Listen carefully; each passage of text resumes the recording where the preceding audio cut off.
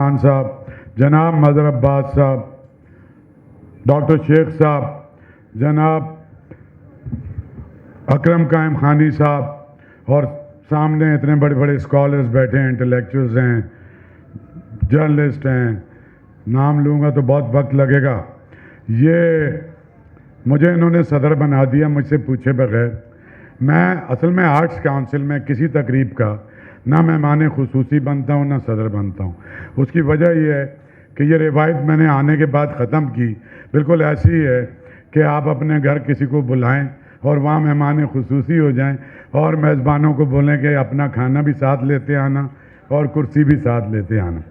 میرے لیے تو خیر یہ بہت ہی خوشی کا موقع ہے کہ مظہر عباس اور میں اور وسعت اللہ خان اور اکرم قائم خانی اور فہیم زمان خان صاحب اور عمر فاروق اور بھی بہت سے ایسے دوست ہیں جب ایک ساتھ ہم کراچی یونیورسٹی میں ایک ساتھ تھے، ایک ساتھ خواب دیکھنا شروع کیے، ایک ساتھ دنیا کو بدلنے کی امنگ تھی، ساری راتیں جاگتے تھے، ڈسکشنز کرتے تھے، شاعری ایک دوسرے کو سناتے تھے، انٹلیکچوئل ڈسکورس ہوتا تھا، سو کالڈ ہم جو سمجھتے تھے کیسے بدلیں۔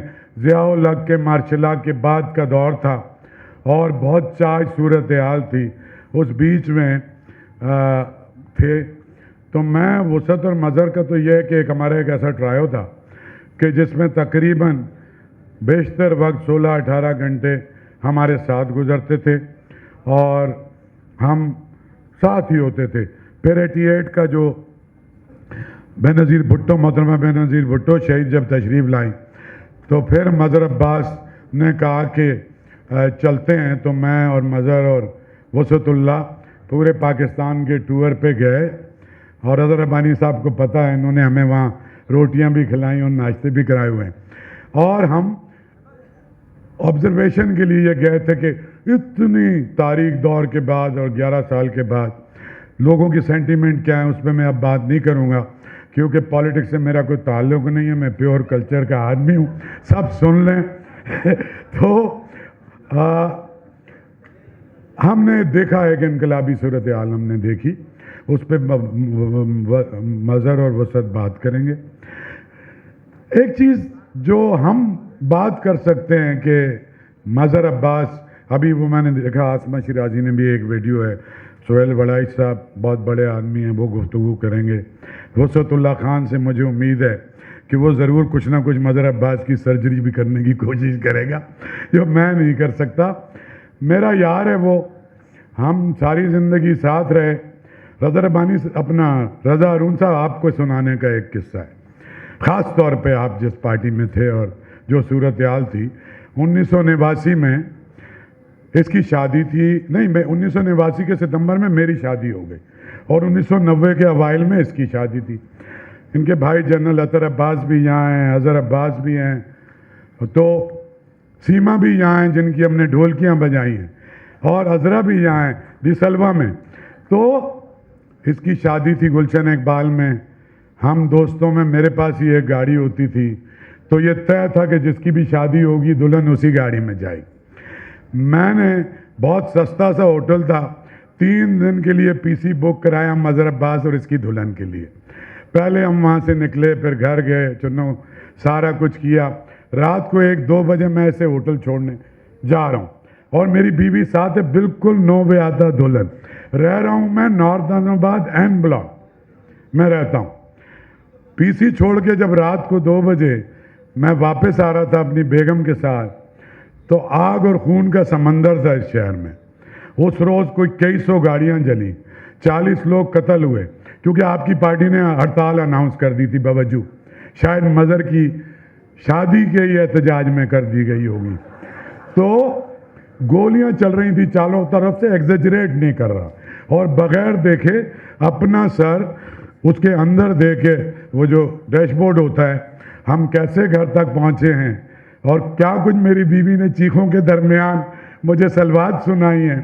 تو ہمارا کچھ ایسا رشتہ ہے۔ ایک بات میں کہہ سکتا ہوں، اور وہ یہاں بیٹھا ہوا ہر آدمی یا اس ملک میں یا دنیا میں سارے لوگ جو مظہر عباس کو یا اس کے قبمے کو جانتے ہیں، میں ان کے والد صاحب کا بھی بہت عزیز دوست تھا، کیونکہ ان لوگوں کے پاس ٹائم نہیں ہوتا تھا، اور ان کی شاعری، وہ شاعر بھی تھے اور وہ بڑے ایجوکیشنسٹ تھے، تو میں ان کے پاس وقت گزارتا تھا اپنی تربیت کے لیے۔ تو مرزا عابد عباس کے خاندان میں ووکیبلری میں یہ لفظ نہیں ہے بے ایمانی، چاہے وہ انٹلیکچوئل بے ایمانی ہے، چاہے وہ پیسوں کی بے ایمانی، یہ ٹیکنیکل فالٹ ہے اس خاندان کے اندر۔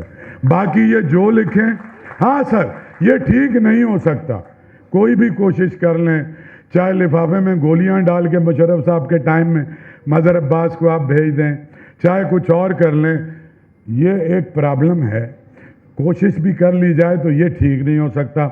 تو اس کا مطلب ہے مظہر عباس کا جو ویژن ہے، جو انٹلیکٹ ہے، اچھا ہے برا ہے، جو اس نے لکھا ہے وہ انتہائی ایمانداری سے، اور جس پہ وہ بلیو کرتا ہے وہ لکھتا ہے۔ اس کے لکھے کا میں بالکل بھی ذمہ دار نہیں، یہ میرا ذاتی دوست ہے، اس کی جو بھی کچھ کام یہ کرے اس میں میرا کوئی حصہ نہیں ہے، ٹھیک ہے۔ تو ہم سب ایک بھرپور کلیپ بجاتے ہیں کہ ایک بڑے نامور جرنلسٹ کی کتاب کی ہم لانچنگ کر رہے ہیں۔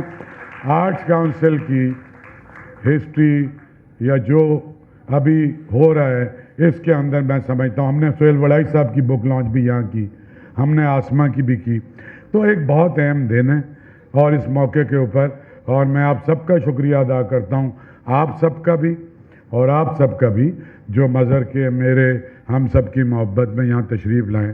Thank you so much.